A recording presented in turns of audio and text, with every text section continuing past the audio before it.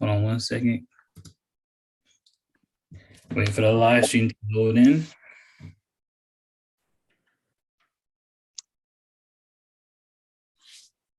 Hold on 1 second. Wait for the live stream. All right. We are now live. Let me go ahead and start sharing my screen once again, and we can get started with Senate. I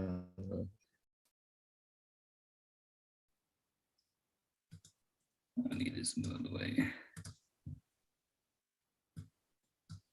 All right, I am calling this meeting to order at 7:04 p.m. I hope everyone's doing great. Ms. Kendall, can you please do the roll call? Hello, everyone. I hope you all had a good day. When I call your name, could you please state your position and say present? Brandon Monroe. Freshman Senator present. Thank you. Ramira Perry. Kayla Biko.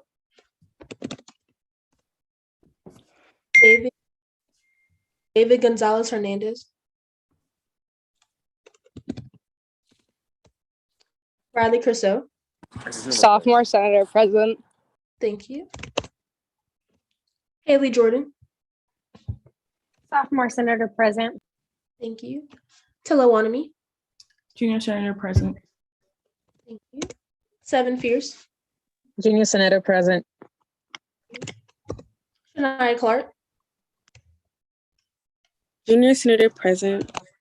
Thank you. Diana Martinez. Senior Senator. Thank you. Joshua Brown. Senior Senator present.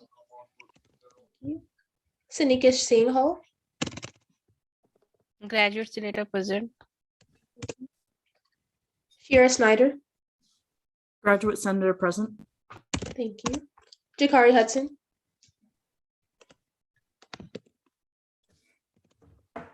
Kadeja Davis. Commuter Senator present. Thank you. Tyler Holden.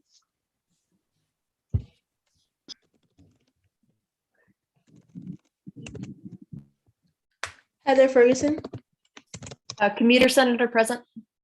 Thank you. Jack Stevens.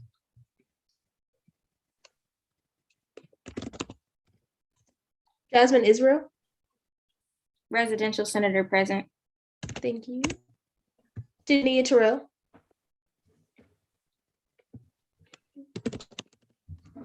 Tim Fang.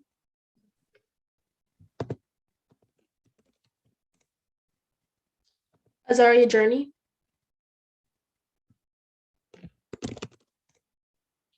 Elijah King. Mara Crenshaw. At-large Senator President. Thank you. Jeremy Brown.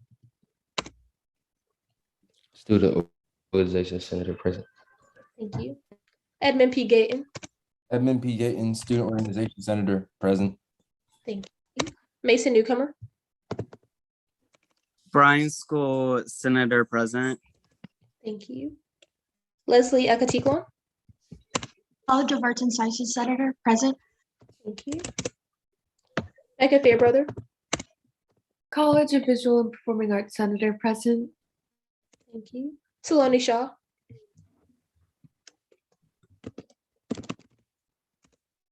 Kennedy Green.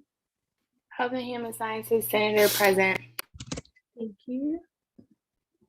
Okay, Saheem, that's it. All right, thank you, thank you. How many is that? Just to make sure we have quorum. Okay, give me 1 sec. Yep, that's cool. I think we do. And from the names and everybody saying present, I believe we have quorum, but just to verify.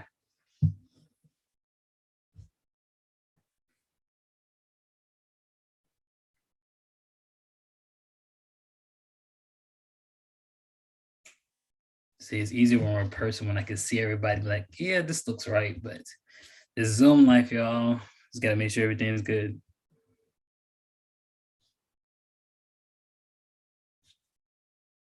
How many people we have in this? Yeah, we should be quorum.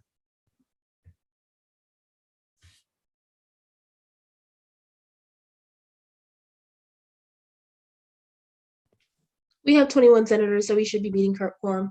But I'm gonna Right. double check that while you keep going. Thank you. Can I get a motion to approve the minutes? This is since the last Tuesday, we didn't have a formal SGA meeting. We had a just basically have committees and the exec board meet. So Edmund, So moved. thank you. Now can I get approved of the agenda? It was sent out on Sunday. I hope everyone looked at it and see how great of an agenda we have today. Edmund, Motion to amend the agenda to remove legislative assistant appointment. can I get a second? Please unmute yourself when you're seconding. Second. All right, thank you. Evan, Point of order. We didn't technically approve the agenda. We just amended it. We didn't. that's correct. That is definitely correct. Can I get a motion to approve the agenda now? So moved. Thank you. Today we have the chief of police here, Chief Boyce and Christopher Aso. Hope I'm not messing up your names. I'm horrible with names. Today we have a special guest. Hopefully, do you need me to share my screen? Stop sharing my screen, or do you have a presentation to talk about? No, we don't have a presentation. Okay, just to ensure that the live can see, I'm going to stop sharing my screen because I realize all I can see is the screen and no one else, so that we can have an open dialogue. But take it away, it's now in your hands. Okay, I just want to make sure I'm clear by Edmund. Sounds like he's a resident parliamentarian to proceed, or do I have to address the body differently? All right, good evening, everybody. My name is Eric Boyce, and I recently started in January as the chief of police here at UNC Greensboro. And I really appreciate the opportunity to come on and introduce myself to the SGA and the senators, and just kind of let you know kind of who I am and what I hope to accomplish during my time here at UNC Greensboro and during your time as both SGA president, officers, and senators. And so I think it's important, particularly in today's times, for the police to have an excellent relationship with the students. And one of the ways that we can achieve that is by partnering with student leaders like you all in SGA to be the voice of students. There'll be initiatives that we can partner on together.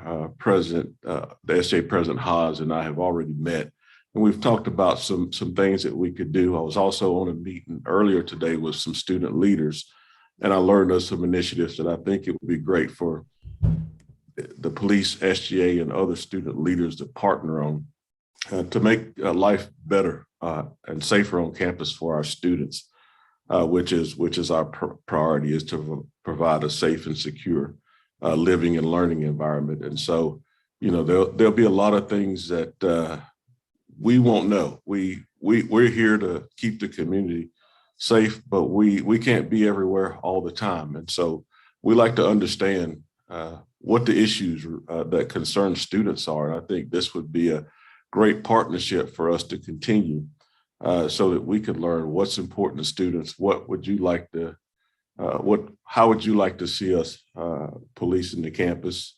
What are some questions you have about how we police the campus? And what are some things that we could do together to make sure students know that we're here for their safety?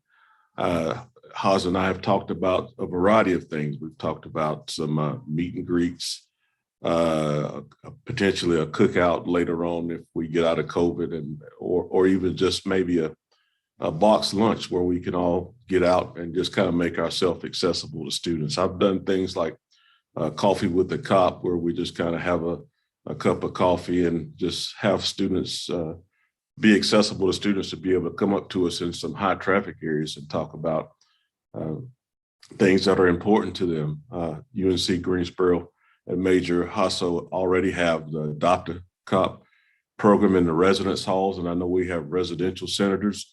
I've heard a variety of other senators that are responsible for different areas. So we'd like to talk about or like to partner with you to see what initiatives we can put on in your respective areas so that we can form those partnerships. The number one goal is to make students feel comfortable in this environment with interacting with the police. That's been a challenge over the past year or so. We want to acknowledge that.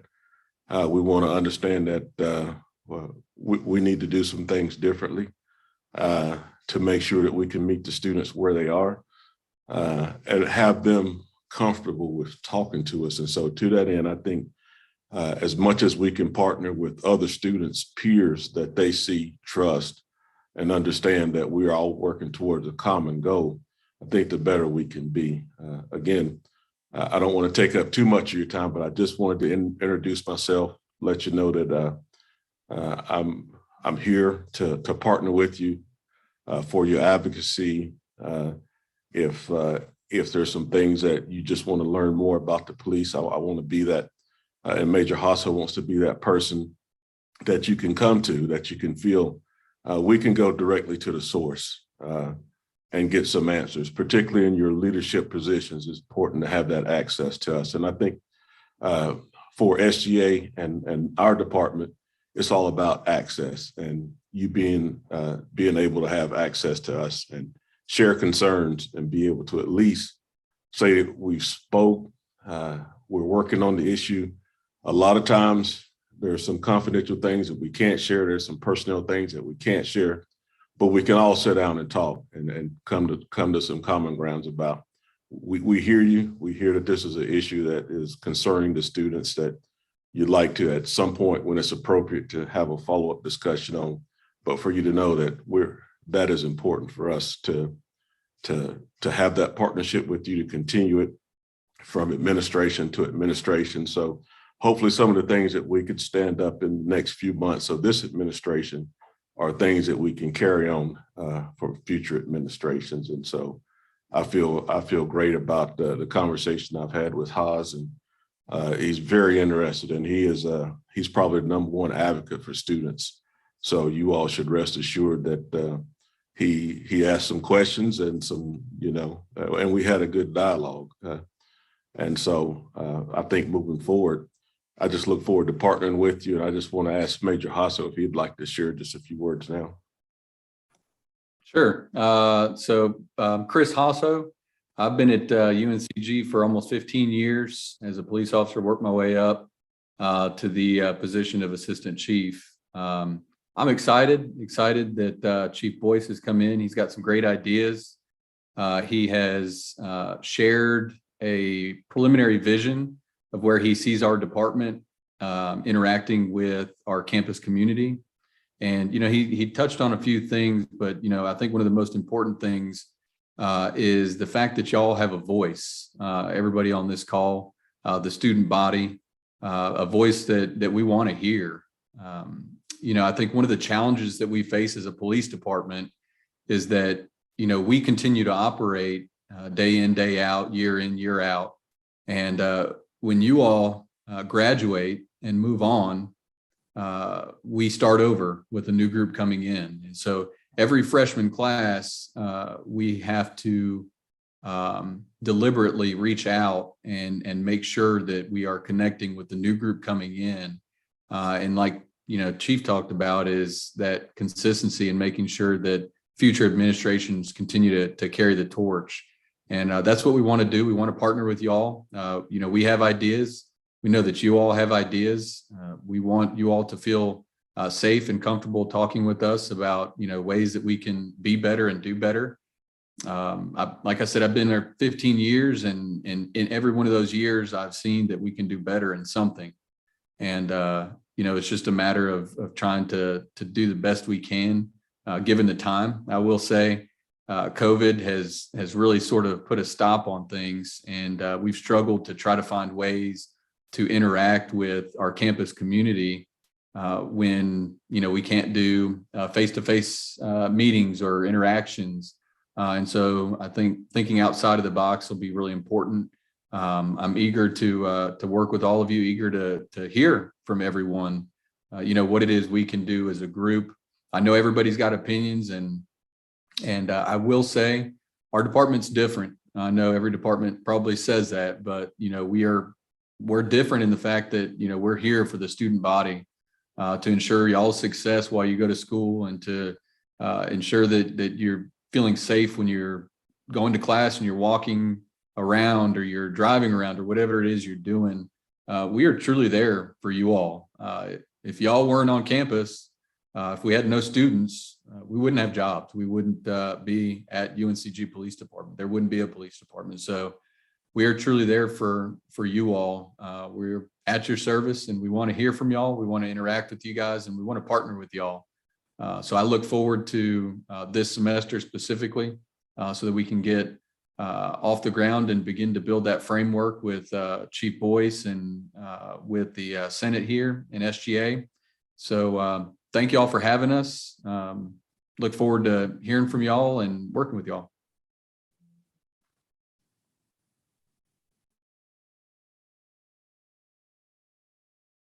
Okay, now we're gonna have about 10 minutes of question and answer. Just put an X in the chat if you'd like to ask a question, and I'll call on you, and you just ask either Major Hazel or Chief Boyce. Scare me. Shira. Hi. I guess I'll introduce myself to you guys. It's nice to meet you both. I'm Shira. I'm one of the graduate student senators.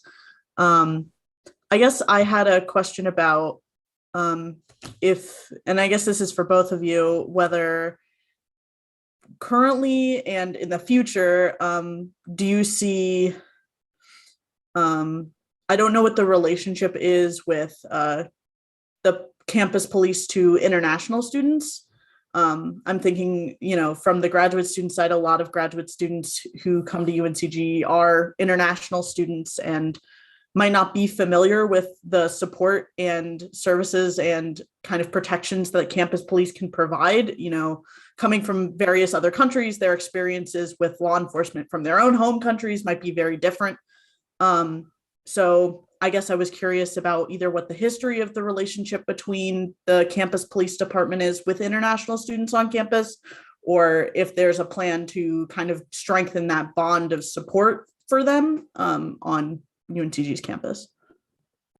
So I'll take a stab at what we can look for moving forward. I can't speak to the history because I just got here.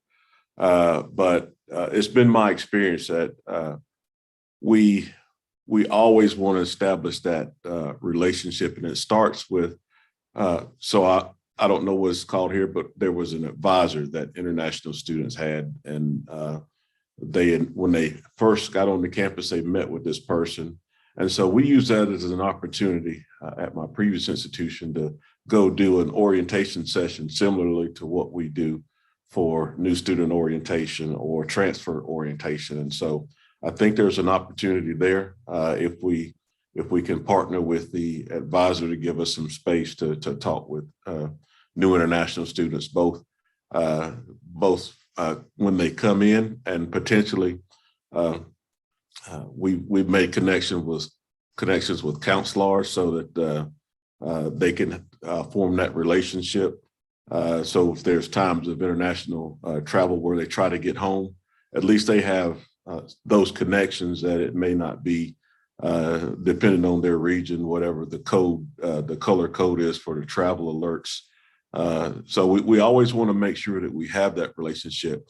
Now, with study abroad students, I always kept and I'm not sure what it's like here, but it's something for us to consider if it's possible for us to have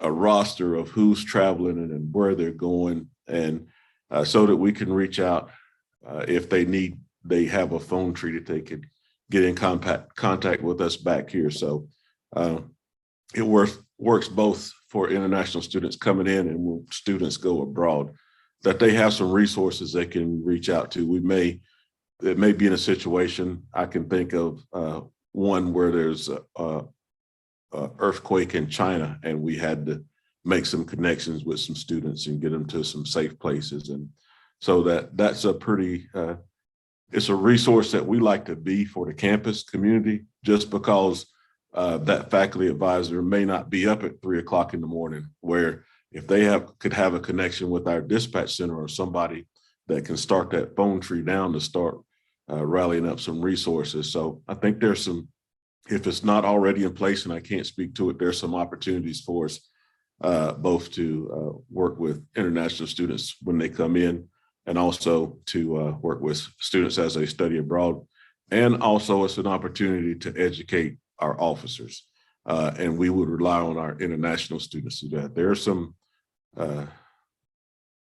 are some different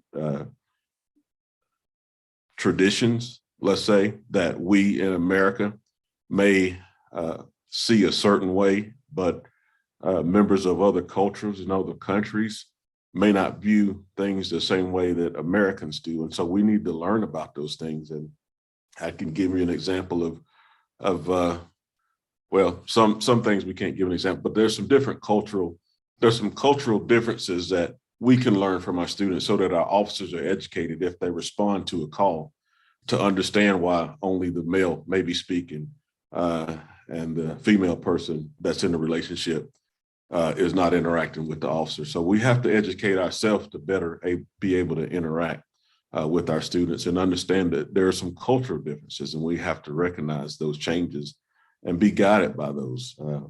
So I think it works both ways, but most importantly, helps the officers understand how to interact with those international students. Yeah, and just real quick, I won't take up too much more time on that, but in years past, prior to COVID, the police department would come over to Interlink, and we would provide safety talks where we would interact with the student groups and make sure that they were familiar with the services that we provide, the safety features that we have on campus, and to answer any questions about some of the things that Chief Boyce was talking about. But really, the open lines of communication and establishing those early on is important to ensure that folks know that they can reach out to us. I know we've run into folks several times with lost visas, lost birth certificates, things like that folks need to be able to leave the country. And we've been able to coordinate those efforts with the staff there at with the international students.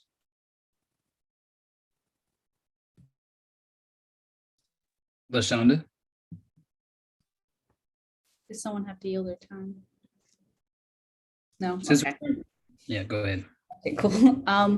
Thank you for being here. I want to ask about during your time in Asheville, what initiative are you most proudest of being a part of and cooperating in? Well, I'm proud of a lot of things, but I'm always proud when we can work with our students and partner with our students. And so some of the initiatives that I'm most proud of is when we partnered with SGA to have cupcakes with cops. We had, so I do have to share this with you. We had trivia. We had a cookout, and one of the SGA senators, Tatiana, created this trivia game where it was set up to where the students would win. And it was on pop, hip hop, and movie culture. And I beat the students. So I enjoy Sirius XM and listening to all the different songs. And so that I was the sleeper cell in the trivia for the students. But I just enjoy partnering with students. We've done a lot of good things with SGA. We've done the break, the spring, we have a break safety check is what we call it, the spring break, fall break, where we kind of partner with SGA to make sure students' cars are safe, have an information table to where if you're going to the beach or if you're going different places, here's some things that you can do to keep yourself safe. So just having those safety talks and just interacting with the students. A lot of other operational things that I've done that UNCG is well ahead, like the video security systems, where we're able to go back and someone reports it to us to be able to recount that and get some evidentiary value out of those cameras. And just the relationships that we've built with students up until last year, it was pretty strong. And then George Floyd happened, and then that relationship, we noticed a difference. And so we have to continue to work to get back to where we are. And I can understand a student's perspective when they see the things that happen throughout the country and things that my profession has done that we have to try to fix.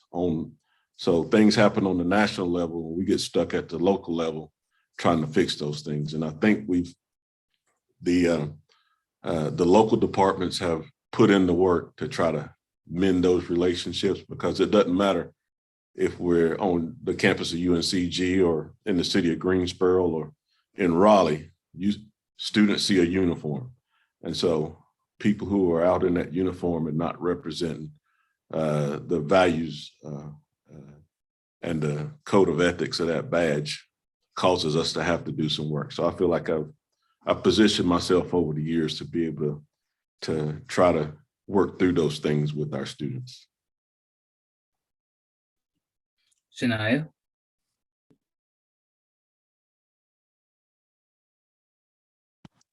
Okay, so I just want to bring it to you guys' attention that I know, like, including me, like a lot of students on campus don't really feel safe. I'm one of them. I noticed that like Spartan Village, right in front of the UNCG police department. I feel like a lot of like outside communities of UNCG, like they do walk on like student or campus property, including student housing. And I've witnessed like a lot of just random people like sitting on our property or like just walking through or just, I don't know, I just don't like that. But then also like, I noticed that a couple of months ago near Walker Avenue where student housing is, there was shootings or a shootout or whatever. And students couldn't leave their buildings, they couldn't do that. And it's like a lot of students walk back and forth to classes, to campus, to their housing for them to like, that's their transportation. And like, just like them having a shootout in that area and like for students to feel safe, my main question is, what are you guys, what are your steps to making us as students feel comfortable and like more safe and secure while on campus, and like moving forward, like what are your steps to like doing that? So thank you for your question, and that's very important. And all across higher ed at public institutions, we're faced with this question. We're not like a private institution like Greensboro College right down the street, or like a Duke University or Wake Forest. We can't close our campus off. We're a public institution, and so we have to remain accessible for a variety of reasons. We want to be, it has to be equity and inclusion. So we want folks, regardless of what neighborhood they're from, to feel like this is a place where they can come and learn if they're interested in that. But I hear your question is that, how do we make students feel safe? And I answer that, and we have to, safety is a shared responsibility. And so it's important for students when they see something to say something. And I know people hear that, and I'm not a snitch, I'm not telling on anybody. You're just raising awareness to what potentially might be a safety concern. And so we're here 24 hours a day, 7 days a week, but we can't be everywhere all the time. And so if you see something, it's important that you activate your Spartan, is it Spartan Shield? What's the safety app, Major Hasso? That's the Live Safe app or UNCG Mobile? Yeah, there's a variety of ways that you can contact us. The Live Safe mobile app, you can contact us via phone in the dispatch center. You can submit an anonymous tip online. And so it's important that you notify us of what's going on so we can at least come and investigate that. But also we have to realize that we can't profile people. And so there may be times where, although somebody didn't look like they belong, we can't just based on looks alone ask somebody to leave or deny somebody access to our campus. It has to be behavior driven. And so it's both what are they doing or does it potentially look like they're doing? So I want us to not be so focused on that person doesn't look right. It's what are they doing and what activities are they engaged in that would cause me to be alarmed? We definitely want to go and check that out, but we also want to be mindful that not everybody wearing a hoodie is a threat to us. We have students that wear hoodies all the time. So not so much focus on what someone looks like, but what are the behaviors that they're engaged in? Where are they at when they're engaged in it? And what information can you give us that would help us in kind of going and checking it out? Somebody may not realize they're on our campus. Somebody may just be passing through the campus, in which it's a public street and they're allowed to do that. So we have to not only couple, I'm not feeling safe, but we have to address your safety concerns with the rights of the person who's being reported on. And so I think when we're in communication with each other and you're sharing that, there's ways that we can do that and both respect the dignity of the person that we're interacting with, but also we can prevent crime. If something is afoot and you let us know, we can address that. So it's a balance for us, and we can't just, we can't go out and tell everybody you don't belong, you can't stay here. We have to identify, what violations have occurred and do you have a legal right to be here, while also making our students feel safe. So that was a long way of saying it has to start with a partnership with students reporting. If they see something, say something, and let us work with it from there. Also, students can do some risk avoidance, risk recognition. So if you see something that you don't feel safe doing, avoid it or recognize that there's danger. Notify somebody else. Be aware of your surroundings at all times, and then take some of those. Take some safety measures like not walking alone at night. Use the buddy system. Contact the police for a safety escort. And I'll let Major Hasso speak to the incident that occurred with this shooting. But anytime there's a major incident that has occurred, we're going to ask the students to stay in place, keep themselves safe until we can resolve and make sure that it's safe to move about. So Major Hasso, you want to address that? Sure. So anytime we have a critical incident, something that takes place and a message needs to go out right away, the police department is going to send out an emergency notification. I'm sure you all got it back in November when we had the shooting on campus. We're going to send one of three messages out. It's either going to be to shelter in place, to evacuate where you're at, or to do one or the other, depending on the situation that you find yourself in. And so if you're in a space where you can evacuate and it's safe to do so, you would want to do that. And then if you were not, then you would shelter in place. And those three messages, how we choose is based on what it is we come across. And so what's being reported to us, what it is that the officers find when they get there. In this case, there was a shooting that had taken place that we are continuing to investigate. Hope to be able to release more information on that maybe at our next meeting. But we are, we take safety very serious. And one of the best ways for us to do something about that and to ensure that we're providing that safety is to hear from our community members like you, and letting us know when you don't feel safe and why you don't feel safe, and figure out what it is we can do together. We do provide safety walks. All you got to do is call us. You can text us through the LiveSafe app. I'm not sure if y'all have the LiveSafe app. It's a free application on your phone that you can get. You can report things anonymously. You can text. You don't even have to call. So if you see something suspicious, you can get on the app, send a message, and just let us know.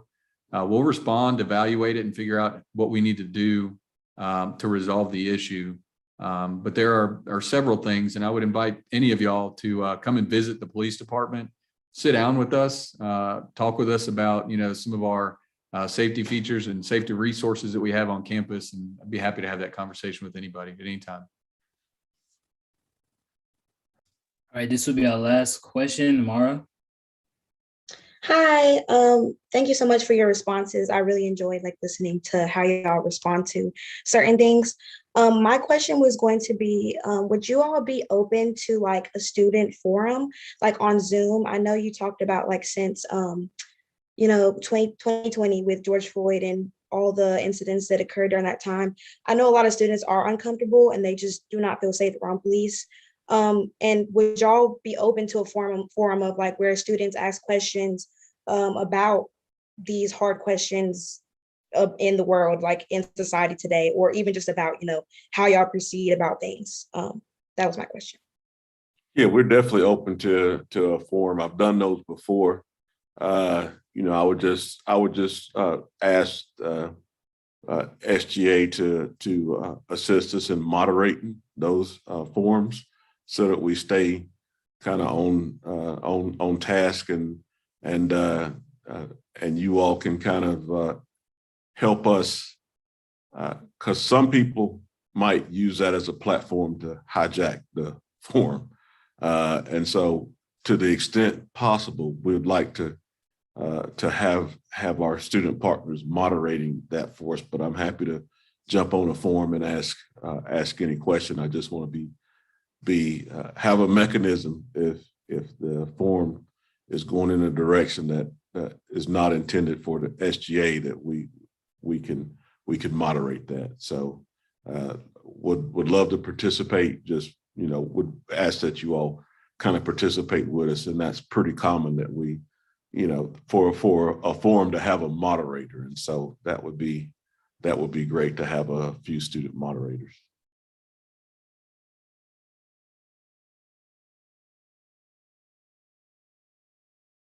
Would that be acceptable, Mara? Yeah, that's exactly what I was going to also emphasize on. I do understand people can take advantage of that opportunity to be disrespectful or just any type of negative thing that may happen in the forum, but we definitely would love to work with you all on that, and moderators would definitely be in attendance. Sounds like we have an event that we just need to do a little planning for and set a date, and that would be great. Thank you. Love the idea. First, I would like to also say thank you for coming. If you need anything from SGA, please don't hesitate to reach out. We love to work with you all continuously. Having a great relationship with the Chief of Police is going to be one of our primary goals. And just yes, thank you. If you have any other points, we're going to keep on moving on our Senate. Well, thank you so much for the opportunity to come and talk with you, and I look forward to being able to come back at future meetings and share with you and share some of the things that we've done, some of our successes, and then some of our goals for when the transition of power occurs, that we can brief the new administration on once we get in. So I look forward to working with you, and thank you again so much for the opportunity. Yeah, thank you all very much for the invite and for spending a little bit of time with us this evening. We appreciate it.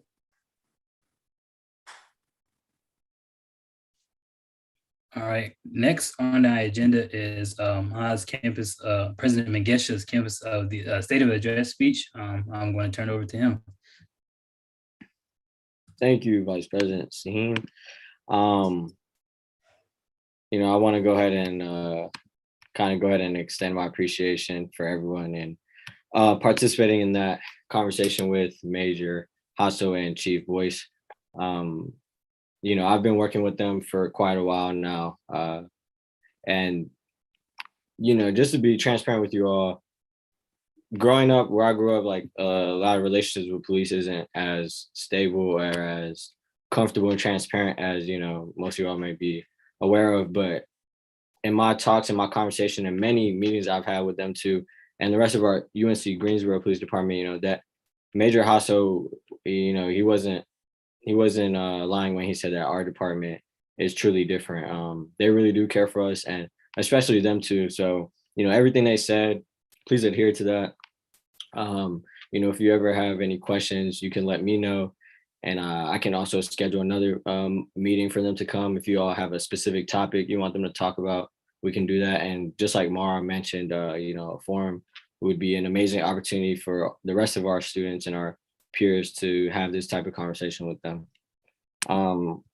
Going into my address, like I said, I would also like to extend my appreciation to all of you all, everyone that has been really diligently working over break to, address the concerns of our campus community and just really taking the initiatives to take actions on topics that we have been discussing, such as COVID, housing, and dining. Thinking back to the beginning of the semester, I can't sit here and lie and say that I expected any of this to happen. From the changes within our association to really like the disruption of our back to normal plans that we've all anticipated. If there's like one thing that I've learned, it is that none of us have the power to predict the future, although I wish we did.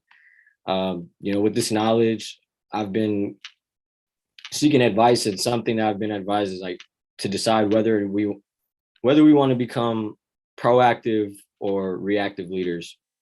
But I always question and say, why not both? As elected members of the Student Government Association, we've all been choosing to represent our student body as well as our university. In doing this, we must continue to lead with open eyes, with open ears, and most importantly, a responsive mindset. As mentioned, since March 2020, we've continued to what seems to be robbed of our time, an opportunity to engage with one another in ways that we were accustomed to, and truly a robbery that I'm certain we all want to put an end to. But really, how do we do this? I say to not let any more changes within our future dictate whether or not we have the ability to strive for these belongings. I say to be an innovative generation of students that find ways to reach our community no matter what it takes, by any means necessary. We all essentially had hopes and visions of what we wanted this year to look like back in fall, but we've been halted and stopped by unforeseen changes, and truly we can no longer allow us to continue this way. As an association, we must strive to become thinkers of the future from experiences of our past, and push together as a community to ensure we reach the goals that we've set forth. Now with that being said, there are things that cannot be achieved, obviously, but that doesn't mean to give up on those goals. It just simply means to find other avenues to reach a similar environment. A group of people I want to really mention are senators. Senators, you are the functioning body of our association.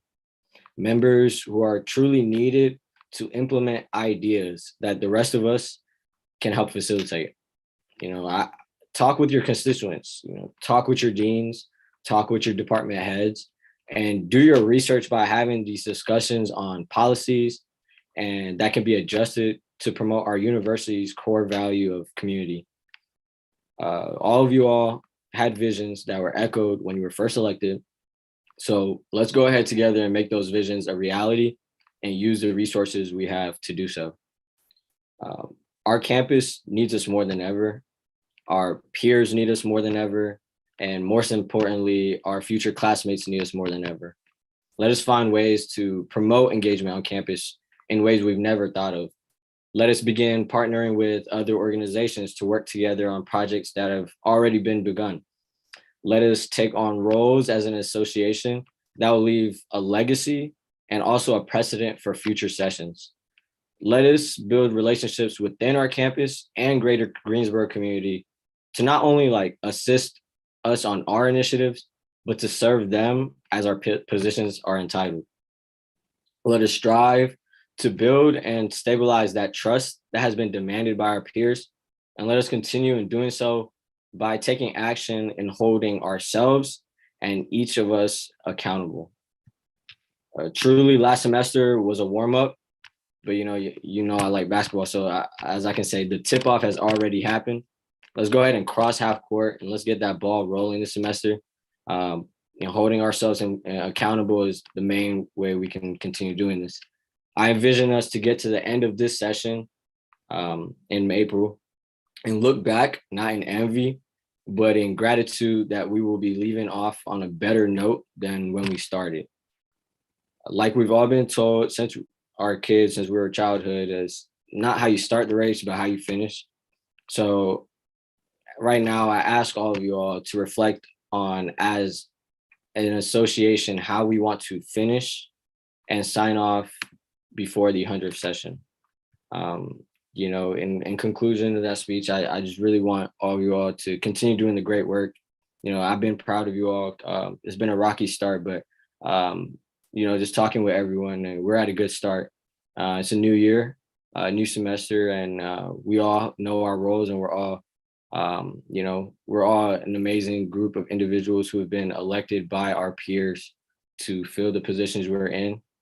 So like I said, just continue to make ways to reach and create engagement within our student body. Thank you.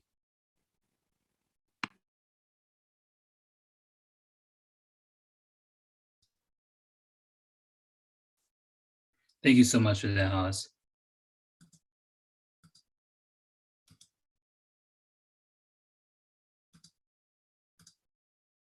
Give me 1 second as I go back to the slides.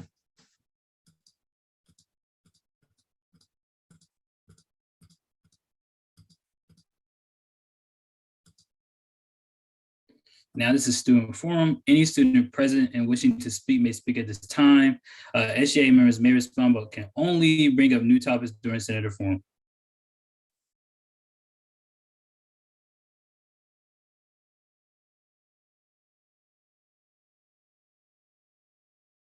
Seeing that there's no students on the call or on the live stream, I'm going to keep on moving.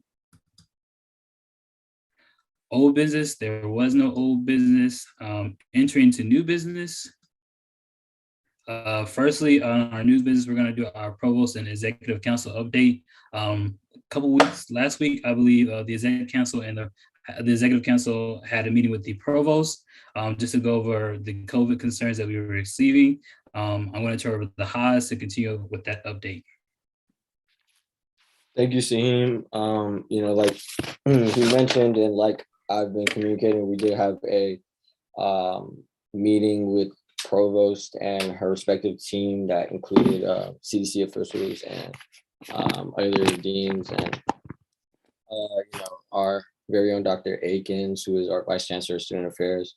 You know, we had a really good conversation, and you know, I'll also let Saheem and Peyton chime in as well, how they thought it went. But you know, overall, we went in that meeting, and you know, they were listening to us, and we just initially presented the survey, the initial survey results. At the time, the results were at about 400, I think 420-ish responses. So, you know, we didn't really go in there trying to voice, we didn't want them to think we were voicing our opinions or SGA's opinions or our friends' opinions, but the opinions of our student body as a whole. 400 people, and that survey was only open for like maybe 4 days at that time. So, you know, they really took that serious, and you know, they're really giving us responses and answers that to some of the questions that you all have. So like some of the points were, for example, with the contact tracing. I remember that was a question that was asked a lot.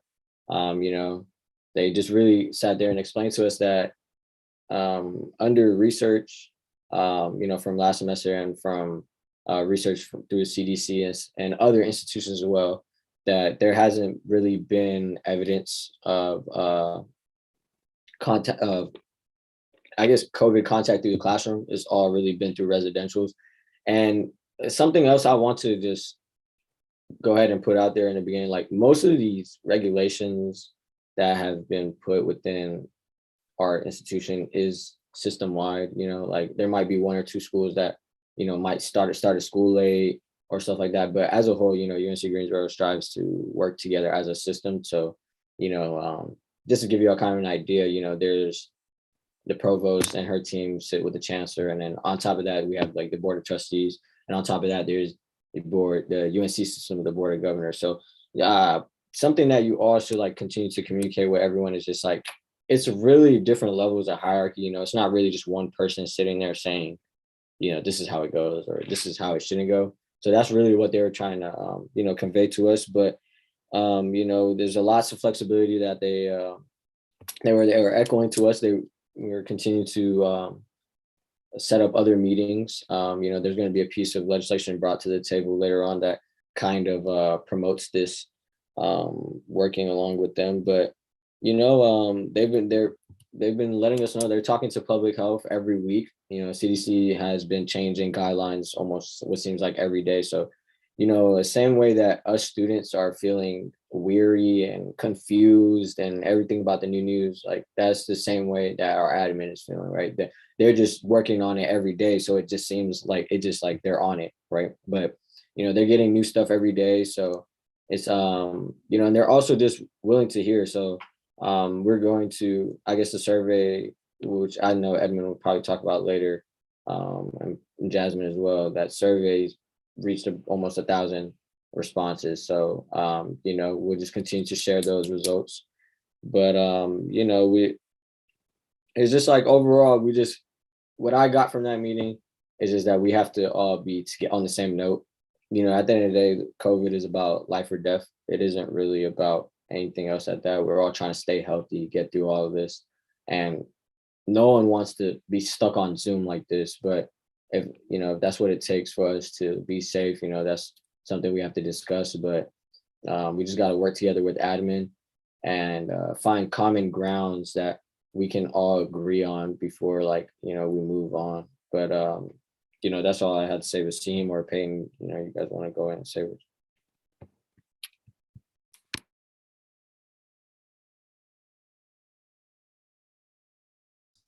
You can go ahead, Peyton, if you have something. Oh, she said you covered it. I would like to add on that it was definitely a great meeting. We came up with some action items from that meeting that they gave us to reflect on, and things that we're going to be working on together with them, as well as Dr. Craig and hopefully some other people in the future. It was definitely just a great conversation that we've had with them. They were both understanding from both the administrative side and the student side. So yeah, but Haas basically covered all of it. Next on our. Wait, my bad. Wait, can I? Am I okay to talk right now? Yeah, go ahead. All right, and something else, I just want y'all to know, like, that survey wasn't for nothing. Like, they were like adamant to even see the results. Like, we were on Zoom and we shared our screen, and even Dean Hamilton wanted to go get coffee with me just to see the rest of that results. So I just want y'all to know that, like, when we do surveys and stuff like that, they want to see those results, like, especially when we use Qualtrics. You know, it really shows like extensively on the numbers and on the graph. So the you know, I just, whenever you all want to get more feedback, not even from the student body as a whole, but just your constituents, like, go ahead and start practicing using Qualtrics, because I saw firsthand like how eager they were to even look at that data. So you know, I encourage y'all to get familiar with that resource to get better numbers and the feedback that we're all looking for. But other than that, thank you, Haas, and thank you for everyone that was pushing out the survey, and especially shout out to the team that was working so hard. Sorry about that. Working so hard to get the survey out. Next on the agenda is a COVID survey update. All right, what's up, everyone? So this is a little update on the survey. Saheem, you all want me to share my screen so I can like show some specific results? That's fine. Give me 1 second.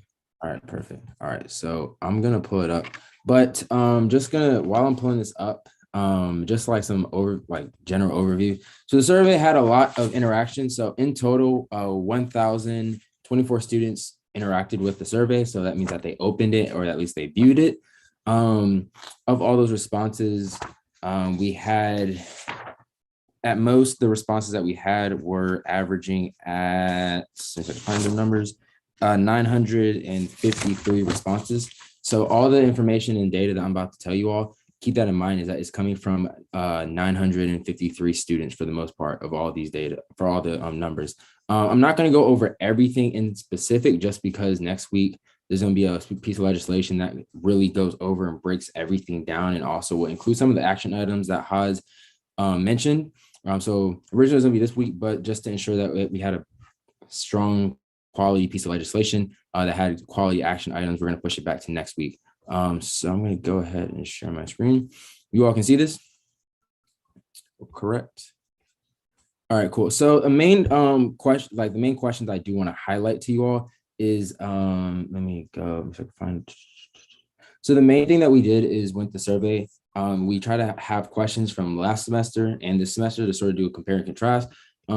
So if we're looking at fall 2021, for example, we can see that the question asked during the fall 2021 semester, in-person classes provide adequate space for social distancing inside the classroom. You can see that though there is a slight variation, there's a slight lenience towards people who disagree with that sentiment. Overall, it's fairly balanced compared to, if I were to find the current one second. This one right here, where it's talking about options of in-person classes, we see that more people would have preferred. So this one is saying, if given more options during sign-up process for spring classes, I would have chosen in-person, more online classes because of safety reasons. So you see here, there's a lot more students that would prefer to have been online this semester versus last semester in a sense. For the most part though, throughout the survey, the thing that I can say confidently is that students do indeed prefer to be in person. It was very clear. There was a question that asked that, if I can actually find it, about learning better in person versus online, in person versus distance or online learning. And as you see, there's a strong favorability towards students wanting to be in person, which we already assumed. However, I do want to stress that though there is a preference for students to be in person, there's also a strong preference of people's safety and people would prefer to be virtual just for it. So one of the questions that we did ask was if people believe that we should have started virtually because of Omicron variant. As you see, strong skew, there is a total of 57% of students said that they would strongly agree that we should have started the semester virtually. And then from the same group of students that were asked that question, 54% said that they still believe that we should be moved virtually because of Omicron. So that's just like a quick little overview of the survey. Like I said, there's going to be the full breakdown next week when I have time to really analyze, not say analyze it, but really add a lot more depth and context to it and really paint a very clear picture as to what our results showed, and also include the action items. But if anyone has any questions for me about the survey, please feel free to ask and I'll stop sharing my screen so I can see y'all.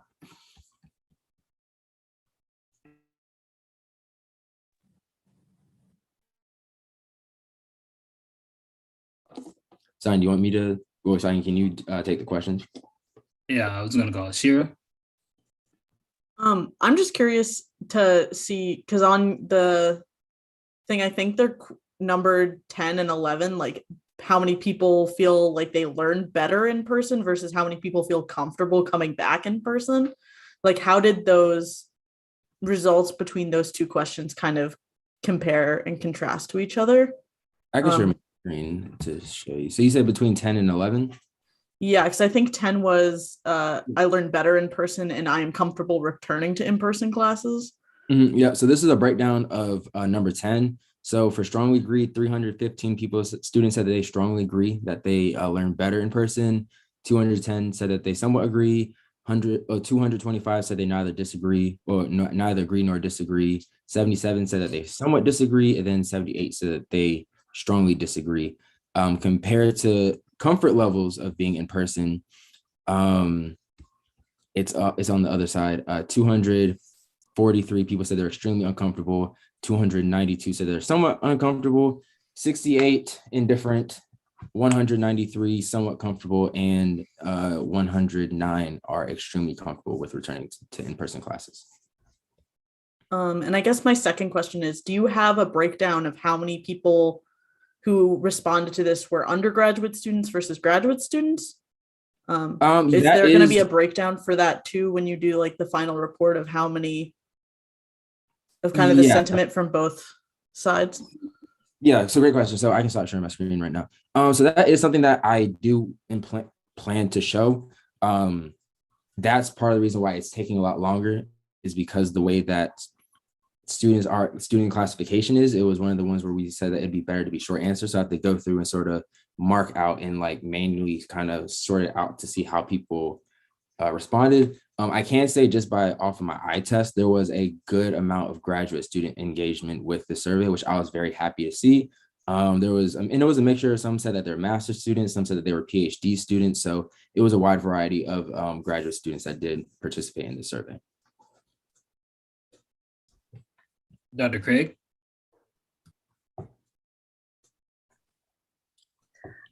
So I just wanted to say hello to everyone. It's been a while since I've been up here. I see the waves. Thank you. So speaking bluntly, as I always do, you guys are aware and are able to see the results and everything. If you guys are going to bring some legislation next week, what about Joe Schmo, who filled the survey out last week? What information are students going to receive? Because in their mind, they filled this survey out. It was student government. You all are really pushing it on social media. I mean, even I was seeing it on my page, and I didn't know I was following y'all. So it's like, I was seeing this information. No, I was joking. I know I was following y'all. But it's just, I see this information, but it's like students are going to want to know, okay, now what's happening? So I really am curious on what you all are going to do in the meantime, because the graduate students are already doing this webinar in 2 days that I'm assisting them with. So they're moving. And I just want to make sure that the undergraduate students don't feel as though there's a lag. So I see that you all are doing things. I know that you're working, but what do you all have planned for students to know what's going on? I mean, even something small, but I just want to make sure that students don't get a sense that, you all push something out, but then there's like a 2.5 week gap. Does that make sense? Yeah, that's a great question. I know it's something that me, Haz, and Saheem has talked about before. Ideally, I would like to get the results out sooner if possible. But at the same time, just the way that the data is, I know like some students probably want to know like exactly the breakdown. I don't mind giving, Haz has access to the full report. So I don't mind sort of us putting out just the graphs like of overall participation for students to see, so they can actually get an understanding of like, per the questions, what exactly are things being said. It just won't have much context to it because I haven't gotten around to add context to it, but I don't mind posting like in some way the raw results so they can sort of see like, this is what we came up with. These are some of the things, or even just like a few sample ones just so they can get an understanding of it. But I see Haz put an X in the chat, so I'm gonna yield my time. I wasn't finished. So 1 second, Haz. So if you post the raw data, it just brings up a lot of questions. Thing is, I know you guys have a plan for what you want to do next. And so it might be good to let people know, hey, we heard you, because I think we could, before the survey results came back, we kind of knew what they were going to say. I mean, I don't think anybody was surprised by what we saw. So I don't think other students are going to be surprised by that, but I think they want to know, okay, we know what, but what now? And I think that might be, even if it's not solidified, here are some things we're thinking, we'd love your input. I don't know what, but I just know that I don't want there to be a gap between the graduate students receiving information and an undergraduate was getting something 2 weeks later, when I know that you guys are doing stuff. So that's all.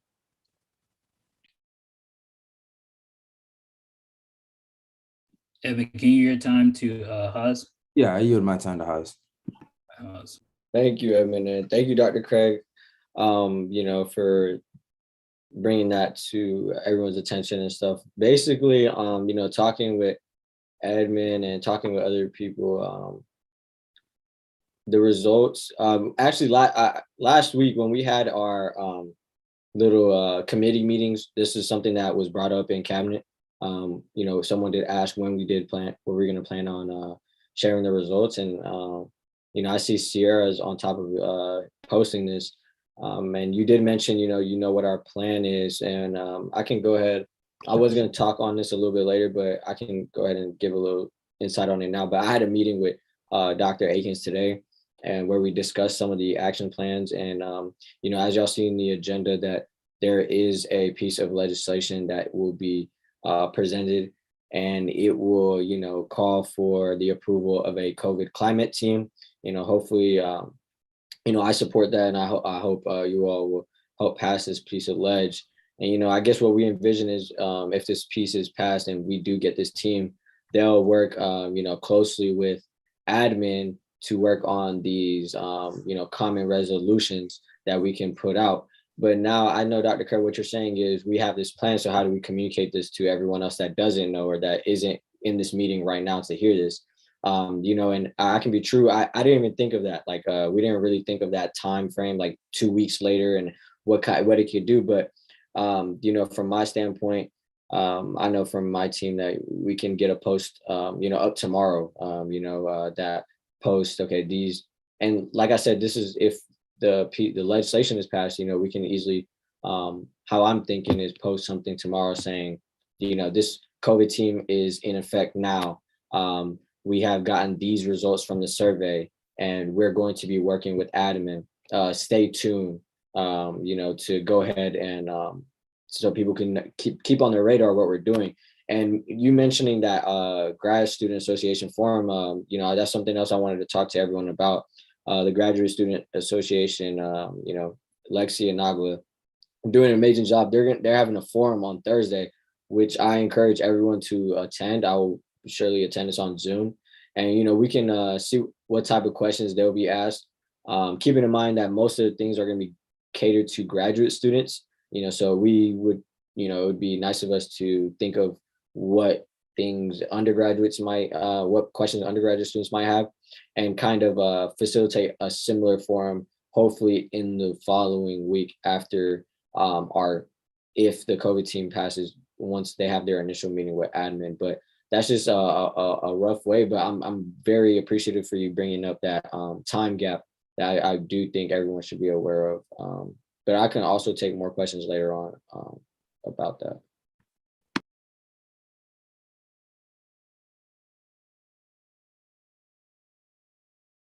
Is somebody also use their time to LaShonda?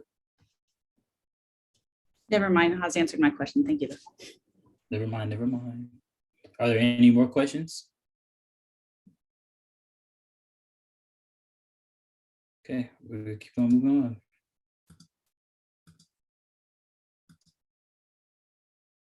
Next up is SR 9903. Give me a second as I pull it up. All right, SR 9903, Jasmine, it's all on you. Okay, so this is SR 9903, a resolution to be entitled the convening of the COVID-19 Concerns Committee. So Section 1, the Student Senate of UNC Greensboro Student Government Association adopts the following bill. Whereas the COVID-19 concerns are rising and becoming a vital part for the Student Government Association for the University of North Carolina at Greensboro, as we are being of service to students with information regarding COVID-19. And whereas the past sessions have not created ad hoc committees to review the COVID-19 concerns due to pandemic issues being resolved early on, also due to the sudden influx of concerns regarding COVID-19, and whereas the 99th session of the Student and Government Association for the University of North Carolina at Greensboro does not have an ad hoc committee to specifically address these concerns. With the recent increase of concerns from students regarding COVID-19, there is a clear need for a committee to address the concerns. Therefore, be it enacted upon passage of this legislation, the COVID-19 Concerns Committee shall be established as an ad hoc committee for the duration of the 99th session. The committee shall have the power to see all concerns regarding COVID-19 and make necessary changes and resolutions as they deem fit. Jasmine Israel shall assume the role as committee chair, and Edmund P. Gayton as committee co-chair, and will select members and meeting dates deemed fit for the committee. Section 2, this act shall be effective upon enrollment.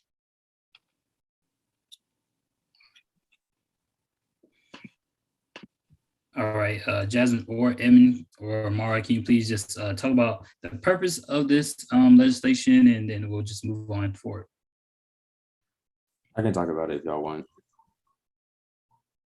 Go ahead, Edmund. All right, cool. Yeah, so basically, as Haas mentioned before, this committee was really created to sort of have a structured way that we can really handle all the issues when it comes to COVID-19. Being that COVID is it's a big part of our lives now. Hopefully it's only temporarily. We really didn't want it to be like everyone's focus. We wanted to make sure like a specific committee that can really focus on it and have a very organized way of going about handling these concerns. I mean, it really stemmed from the survey. Just seeing how many students like had issues coming back to campus and how much engagement we got from the survey, we saw that there was a clear need for it. And so like this survey or this committee, that's what the whole goal is really just to be the main avenue for SGA's efforts to addressing COVID-19 concerns with admin, especially being that it's constantly changing because there's constantly new variants that keep popping up and CDC keeps changing the guidelines. We need to have a committee that can really focus on all efforts COVID-19 related rather than everyone doing their own separate thing.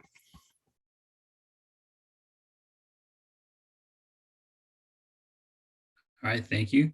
Now we shall go into 5 minutes of discussion. Ooh, feel like I haven't did that in forever. They blinked out. 5 minutes of discussion starts now. Alexis, can someone use their time to Alexis, please? I yield my time. Thank you. Alexis? Okay, thank you, Mara.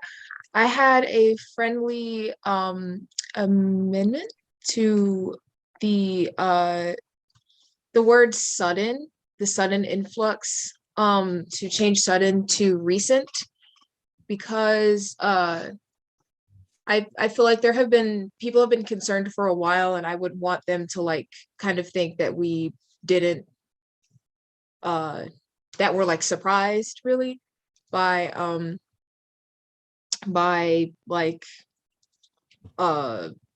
people being more upset about it, and I just feel like it's a little bit it hints better to the fact that we have been paying attention in the past and we're not like just now starting to care if we say recent, but it has the same sort of connotation of like new.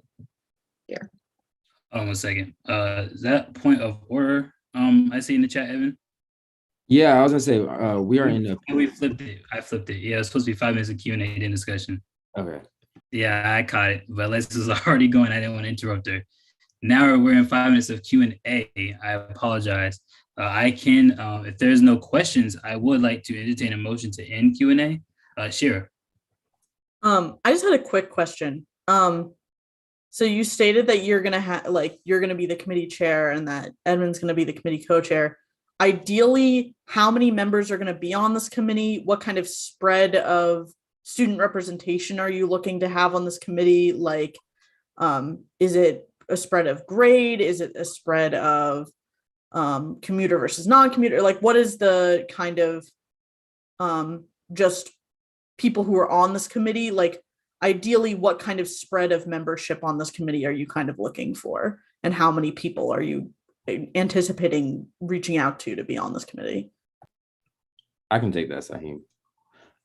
So that's a great question. As for the spread, being that a lot of senator positions kind of overlap with each other, like freshmen, sophomore, junior, senior senators, they overlap with the school senators because freshmen and sophomores can be in each individual school. The positioning itself is not necessarily, I'm not gonna say that's a focus of us because everyone will kind of get their own overlapped in some capacity. Now, if we do see that there is like an abundance of like sophomore senators that want to do it, we'll try to make sure that it's not just sophomore senators that are a part of the committee. As for numbers wise, the idea is that it'll be bigger than a typical committee. We don't want it to be something where it's so big where it ends up being like all Senate that's involved in it. So I would say roughly about 6 to 7 senators to be in the committee. It's a little bit larger than a standing committee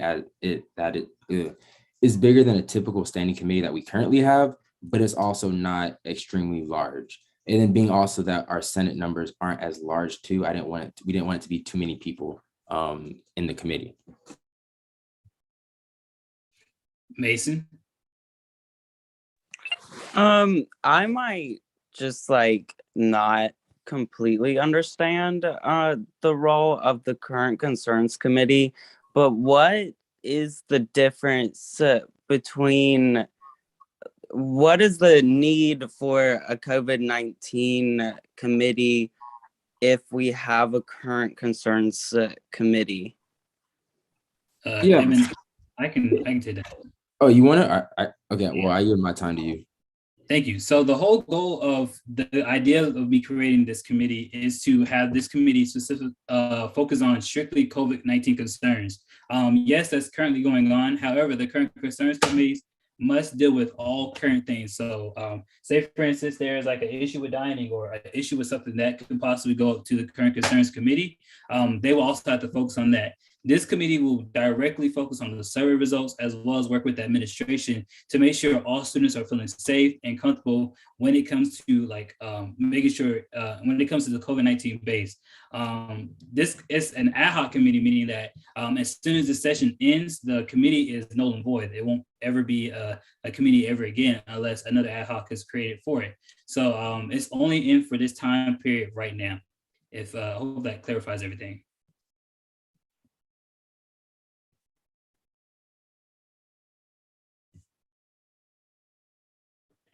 Are there any more questions?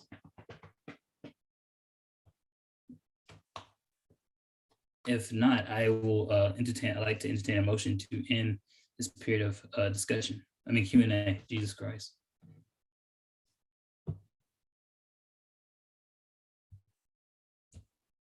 Mara, Motion to move into Q&A. it's the discussion. I'm sorry, you confused me a little bit. Motion to move in discussion. Is there a second? Please unmute yourself to say second. I second. Thank you. Now we're in 5 minutes of discussion. Evan? Oh, sorry. I put the accent to move into discussion, so disregard, please. Thank you. Okay. We can also circle back to Alyssa's point of changing sudden to recent.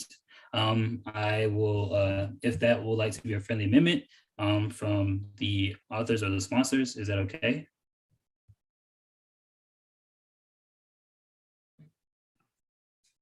I accept if the other sponsors and author accept. Yeah, I accept. Me too.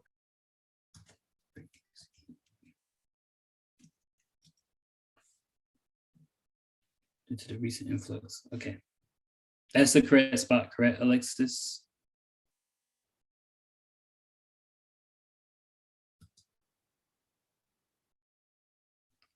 I hope so. If there's no other points of discussion, I would like to entertain a motion to table this piece. Oh, can somebody please use our time to Kendall? I yield my time. Kendall?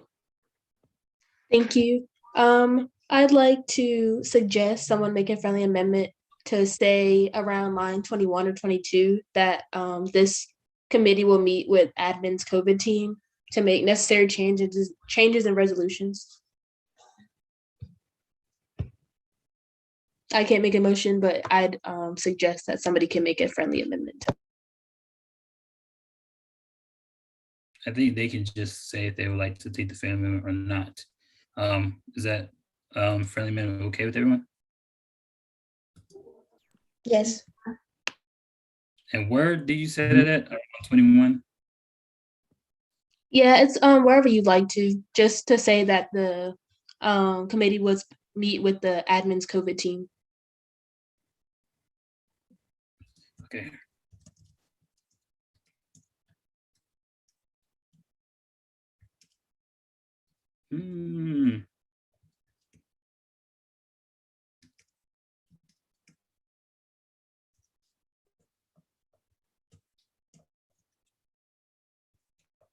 Y'all see, I cannot spell today.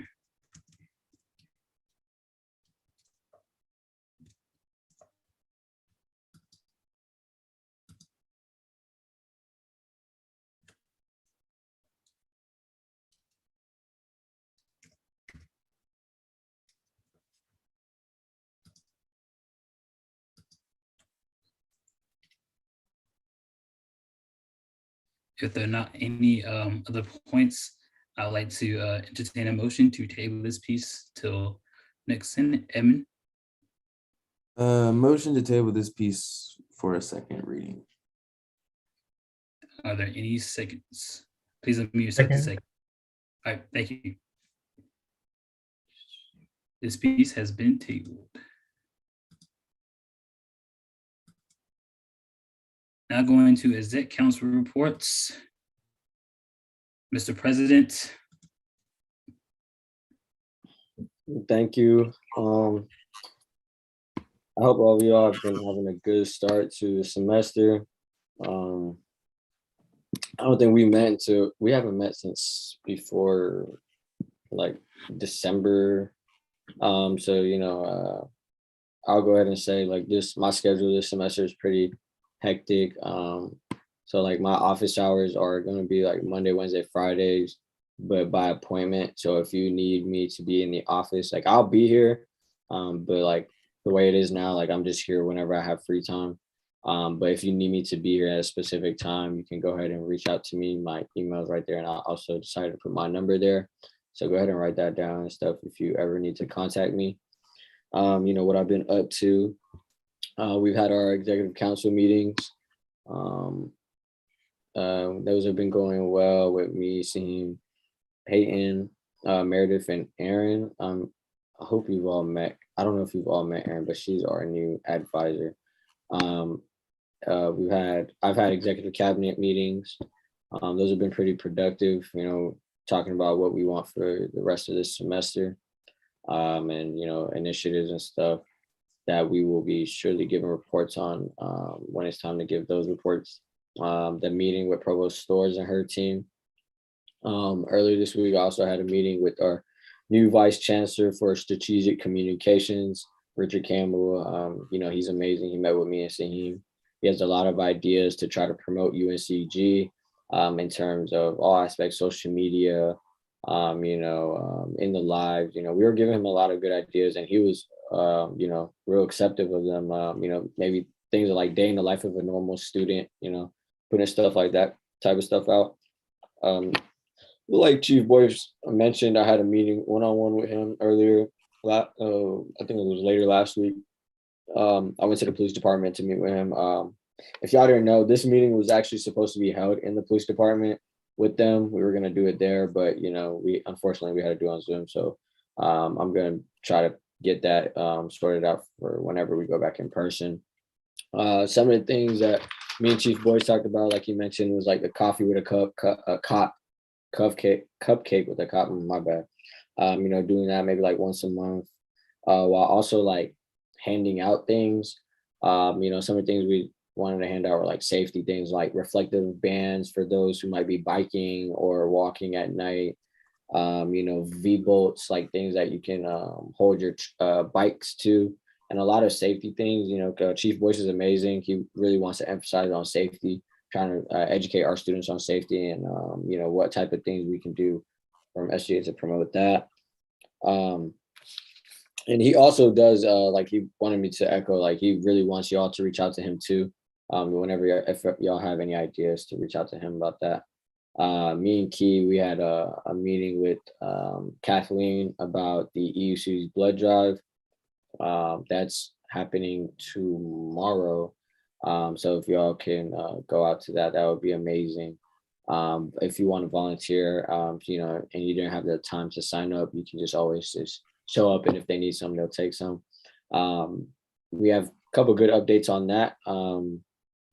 Something I did mention in my address is like trying to be, set precedent and for other sessions and stuff. And Key had an amazing idea talking with Kathleen, is like potentially trying to become an official sponsor for the blood drive.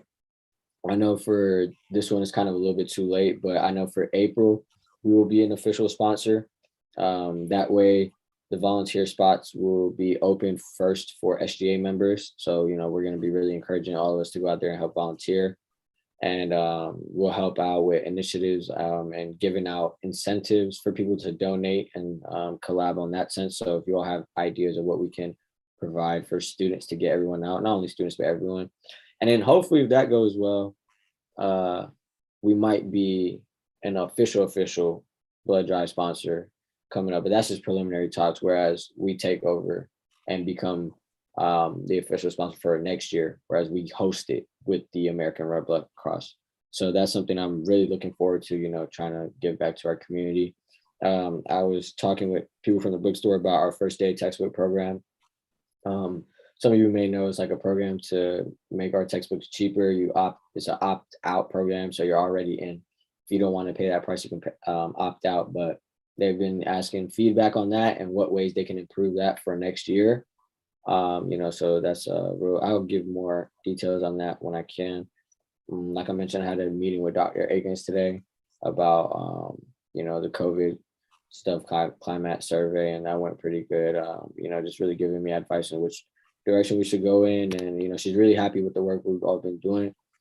With Paige, I had a financial literacy event meeting with her yesterday with an alumni from UNC Greensboro who is hoping to host a financial literacy event here. He wants to do this in collaboration with SGA. That way we can provide our students, faculty, and staff with information on, credit cards, loans, buying a first house, stuff like that. So, if you're interested in helping on that, you can reach out to me or Paige, and I will be reaching out to some of you to help out with that. And then working on the COVID climate and studying from our organic chemistry class, which we've already had like 3 quizzes. We have a test next week. So working on that. Those are my pictures from commencement. I spoke at commencement. That was a nice experience. And I also went to a football game. Now you go. I went to a football game, which was pretty fun. Oh yeah, me and I did pass our winter class. Oh, and Riley was in that class too, which I didn't know until the end. What's coming up, more executive council meetings, meeting with the Graduate Student Association and Faculty Senate on Friday, executive cabinet meetings, follow-up meeting with provost stores, and then my birthday is on Saturday. So looking forward for that. Like I mentioned in the chat, those shirts, shout out to Kendall. She designed those shirts. If I seem like everybody liked those shirts, so hopefully I'll try to present some legislation to approve the reallocation of some fundings of the shirts. That way we can get that in. And then that top right picture is the Century Lounge that I don't know if y'all remember, but Tina from ORS came to speak with us. That's something that she has put together. It's in the top of the EUC, I think room 220, I'm pretty sure. It's amazing. I see students in there all the time. If you haven't checked it out, check it out. And then MLK Day service, that's a picture of me, Key, Seem, Kendall, Alexis, and Paige. We did a service as SGA where we made voting boxes. So that's how everything's been. Sorry for a little long report. It's been a while since we met, but yeah, if y'all need anything, please let me know. Peyton, your turn. Hey y'all, I hope everyone's doing well. Thank you to whoever fixed the autocorrect issue with Provost Stores. I promise I know her name, and it autocorrected and I refreshed it and it did not go through. So thank you to whoever fixed that.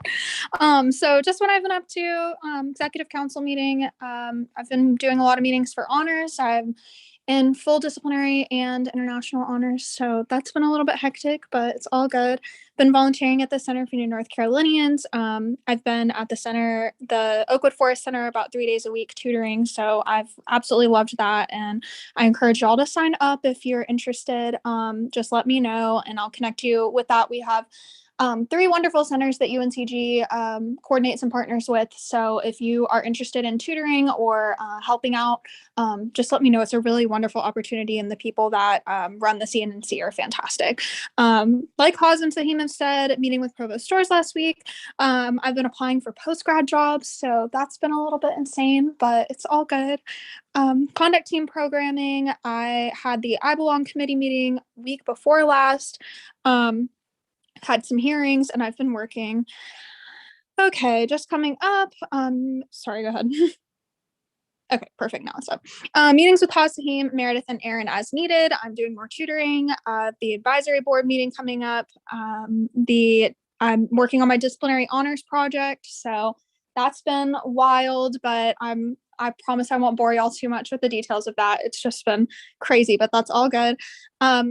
Be on the lookout for more about standard operating procedure revisions. I'm going to try and get that committee together pretty soon. We've kind of worked through a lot of those, but I just want to make sure we get everything finalized. And this is the semester to do it since we're on our big 3-year revision. So just to make sure that that gets done. But if you're interested in kind of joining that committee or group, please reach out to me, but I'll definitely reach out with more information soon. I've joined Campus Reel, which I'm really excited about. It is a program that kind of helps students showcase their lives at UNCG and what they've kind of do on a day-to-day basis, what they're involved in. So I'm really, really thrilled to have been accepted to be a part of that project. I'm really excited to see where it goes through the communications department. So I think it's gonna be awesome. Have a conduct team meeting next week. And then my quote of the week is, "We won't be distracted by comparison if we're captivated by purpose."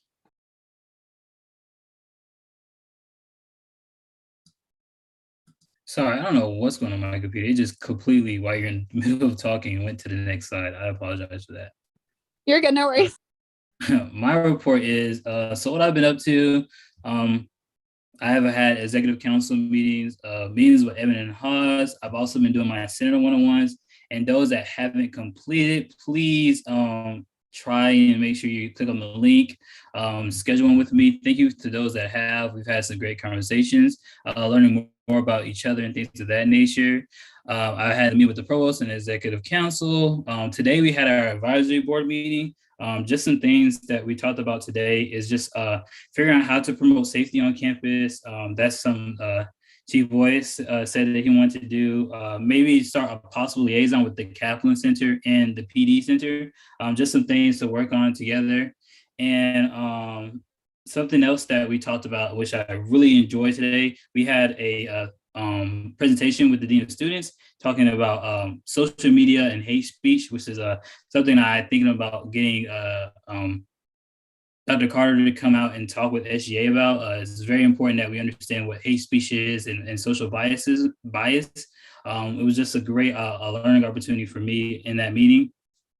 I've also been doing my legislative assistant search and election share search. They'll both be appointed next week. So I won't give out who my new election chair is until next week, but congratulations to them. They know who they are. I did my COVID climate survey with SGA. We've been doing that, working together hard on that and just going over data as well as semester planning for SGA. I also did the MLK Service Day. I got a picture of Haas and Kendall working. He didn't even see me come up, but his voting box was honestly really good. It was really nice when him and Paige had the best ones, personally, in my opinion. That was a picture of me for my first Founders Day. And then there's a picture with me and my brother for, I forgot what we did. It was some nice dinner we went to over winter break. What's coming up? Sadly, classes, post-grad job searching still, so tragic. I'm so tired of it. Executive council meetings, legislative board meetings, more Senator one-on-ones, and meeting with Dr. Craig is coming up, and it's possibly more meetings. My picture over here is just recognizing signs of burnout. Even though this is a very early in the semester, we must take initiative to understand, like, when our friends or people that we know are becoming burnout, try and take some time to work with them to help them feel better. Tell them, encourage them that they're doing great. Even though it's a lot going on, you're going to make it, things of that nature, just to encourage each other. And this is also can be very important for you, ourselves too, to recognize when we're being burnt out. And also the song of the week is Trying by Andy Mineo. Again, it's just a song basically talking about trying, no matter how hard everything gets, keep pushing on. Next, we're going to go into Senator Forum. Any senator may speak up to 2 minutes at this time on matters that pertain to SGA.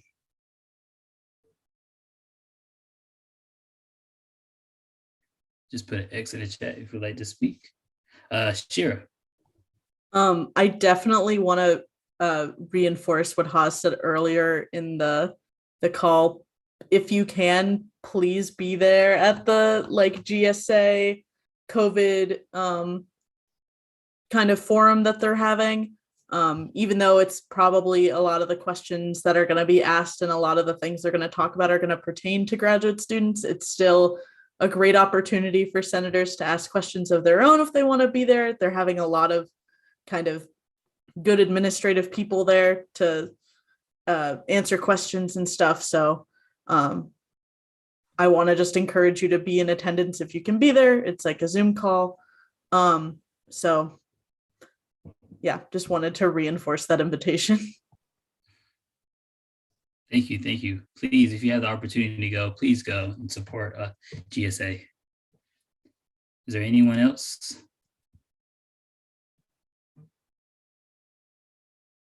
Okay, moving on. Don't know what that was. Announcements. Any member of SGA may speak up to 2 minutes at this time with any announcements they may have. Kendall. You don't have to get anybody your time. You just go ahead and speak. Hello. Next week during our executive council cabinet reports. Past weekend, and it was hosted by North Carolina. Kendall, they have made the decision. You're What? breaking up. You're breaking up. Can you hear me now? A little bit. Maybe try turning off your camera and see if that helps out. Yeah, something like that. What'd you say? Possibly turn off your camera may help. Can you hear me now? Yes.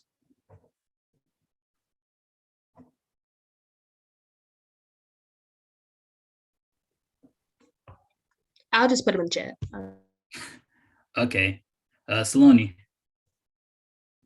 Hey y'all, yeah, my internet has also been super bad, but just a quick reminder, if you did order a pullover, grab them from Sahim. Oh yeah, please do that. Are there any more announcements? Let's see, Kendra. Sahim. I know what you're about to say. I know, girl, I know. I just have a quick announcement. If you guys are aware of the club Habitat for Humanity, we are in a need for an advisor, and we only have 30 days because our current advisor didn't let us know in advance that he was leaving March 1st. And if we don't find an advisor, the club has to stop. And it's just going to be really sad because Habitat is a really good club and we do a lot of work. So if you guys know any advisor, they don't have to be like specifically dealing with houses, just any advisor that you think would want to like be our representative, please just email me and let me know. And you can also tell them like it's not a lot of work. They don't have to do anything except just be there for us if we have a problem. So just let me know. All right, Paige. Hi, everyone. So I just wanted to make you all aware that Haas and I are planning a financial literacy event. So it is soon to come, and we're actually doing it with some UNCG alumni. So that's always exciting. And we just want to make sure that we're being as proactive and I guess you could say educational when it comes to future endeavors and future skills. I also wanted to make an announcement concerning senators. I just want to encourage you all to get active, really participate. If you all need any help, need any guidance, I'm always here.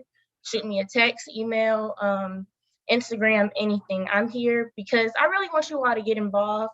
A lot of people have made announcements saying that they're looking for roles on their committee or any help with like a project. So I really encourage you all to get involved. Reach out and let us know if you all need any help. Thank you. Kendall. Thank you. Can you hear me now? Yes. Okay, perfect. Okay, so ASG, they decided to make the decision to move our meeting to February. I mean, not to February, virtually, and it's going to still be hosted by Pembroke. So if anybody is interested just to see how ASG operates, please let me know and I can send you the link. Since it's virtual, we can have as many people from our delegation as we would like. You just won't have like a voting right in case we vote on legislation. Also, if your club or organization is looking for more money, like through grants, the ASG, we do grants. So if you're interested in that, please let me know and I can send you the information on how to obtain a grant or like apply. We also, as you guys know, I was doing a food pantry video and we were in like a contest with other schools to see how many impressions we could get, and whoever got the most impressions would receive a donation to their food pantry. So I am happy to announce that we did win for our bracket, I guess. So we will be receiving a donation to our food pantry. I still have to work out the logistics of that to see how we can give them that money, like how we can contribute. Okay. How we can contribute that. They're trying to transfer the funds to our account and then we can give it to the food pantry how we decide. I still have to figure out how we can do that, but I want to give that good news.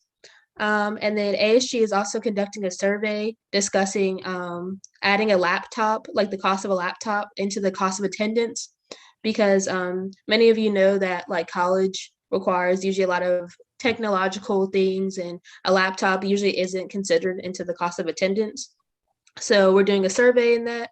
I put the survey in the chat, the link. So if you want to also share that with your other organizations and clubs, that'd be great. We're trying to get a full representation of the entire UNC system so they can have a good thing to look at. And then for our campus outreach, we're working on our spring initiative. So we're thinking about doing a type of podcast or red table talk for each campus. So each campus will have their own episode and students from all over the UNC system can like tune in. So we're looking to get like student leaders and people around campus to kind of sit at a table or on Zoom and just talk about different things that are happening on our campus. So, Haas, did you have something to say? Okay. No, like Okay, so just I'm going to be doing a poll soon and sending that out to students to ask what they would be interested in student leaders talking about. And if you have anybody you think that would be good, you want to hear the response or what they feel like, is including the laptop and cost of attendance just for, it's for everyone, just in general. So if you look at like your tuition and fees and the breakdown of it, they're considering adding the cost of a laptop into that full attendance, because I guess it hasn't been put into account before now. And a laptop is a big, usually a requirement for a college student. And then finally, if you're interested in applying to be the ASG liaison next year, please let me know. Please reach out to me so I can get you into the next meeting that we have next month so you can see how we operate. And yeah, that's it. Okay, Mara. I just have two short announcements. One, I just want to let everybody know that Black Student Union is starting back up. I'm currently the mental health chair, so I just want to let everybody know because I'm not sure how aware people are. We're going to have our first meeting come up soon, so if y'all want more information about that, definitely like send me a text or email or whatever. And two, I was thinking about the idea of us doing like a SGA takeover, where each person like in SGA like takes over the Instagram for like a day. It doesn't have to be everyone. It can be senators, it can be whoever. I don't think it was Sierra on that, but that idea just popped in my head like a few minutes ago when we were talking about this stuff. Thank you for that. Shania, then Haas. Okay, so hi, I'm part of the Food Insecurity Student Collective, and I don't know if you guys know what that is, but it consists of a group of students who are passionate and dedicated to raising awareness about food insecurity in the UNCG community. The collective member assists with OC events and programming around food insecurity, such as Farmer Food Share, Hunger and Homelessness Awareness Week, and the NC College Hunger Challenge. So basically, if you guys are interested, you guys can come and volunteer. There will be a list of volunteer opportunities for you to be able to participate if you would like. We also have meetings once a month as a whole group. So the main responsibility that you'd have to do is to just have a minimum of 2 shifts for the Farmer Food Share program on Saturday mornings. So each shift is 2.5 hours. So you have to do a minimum of 5 hours per month of volunteering. And working your shifts for the Farmer Food Share is the only requirement for the collective. So if you guys may want more volunteer hours or don't mind sharing this information, I can also provide the sign up link in the chat. Also, if you're part of clubs, student organizations, definitely reach out to them. We also are planning currently right now to reach out to the president of the chapters of fraternities and sororities on campus. So yeah, so if you guys are interested, I'll definitely put that in the chat. And yeah.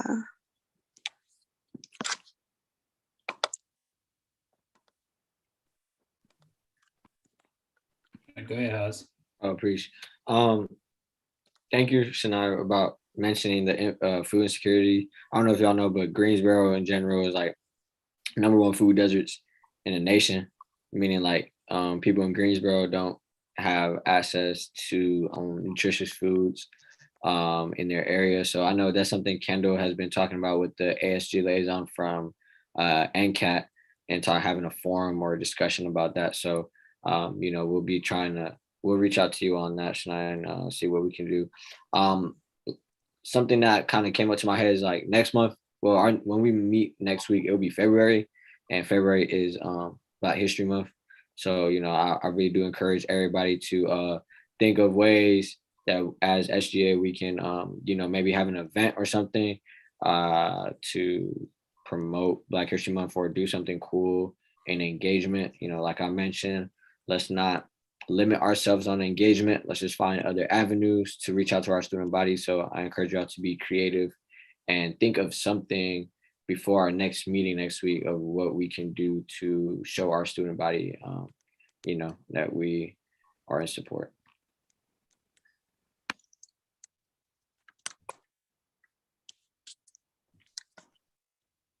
Okay. If there are not any more, I do have an announcement on February 8th.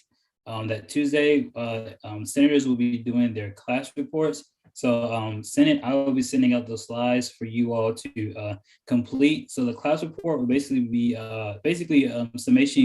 summing up everything you've done last semester as a class. So that way it doesn't have to be like one person did this, another person did this. So just all together in one slide. So one slide for the at-large, or two slides or 3 slides for the at-large, one slide for the community centers and so on and so forth. I'll be sending out those slides tomorrow sometime, just to all the senators. That way you can get it done. If you have any questions, just please reach out to me. Evan.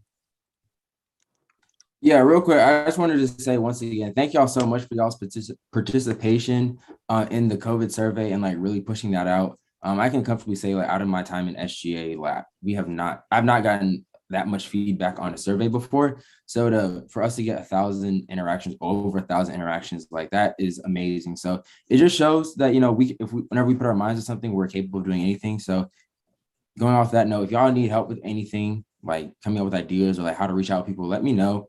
I always say like, this is a great organization. We do a lot of great work. And I know it can be intimidating to get started, but we're all capable of doing the work that's needed to get done to really make our campus better. So that, and I believe everyone here is capable of doing anything that they want to do. So just keep up doing the great work. And if y'all need help, please feel free to reach out to me. Thank you for that. Moving on into adjournment roll call. Can you just take the names off the Zoom? Can you do that way? Or would you like to recall them all over again? Since your internet's messing up. I can also just take the names from the Zoom. That way we could just go through it.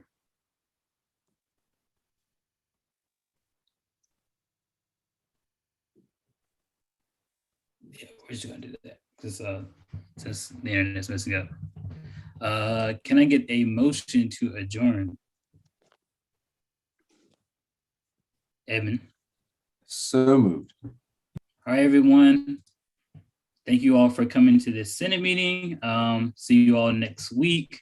If you have any questions for any of us, please reach out. Shania also put that link in the group, in the chat. Can you also put that in the group me as well? Like I was saying, if there's anything, any comments, any concerns, please don't hesitate to reach out. Everyone have a great night.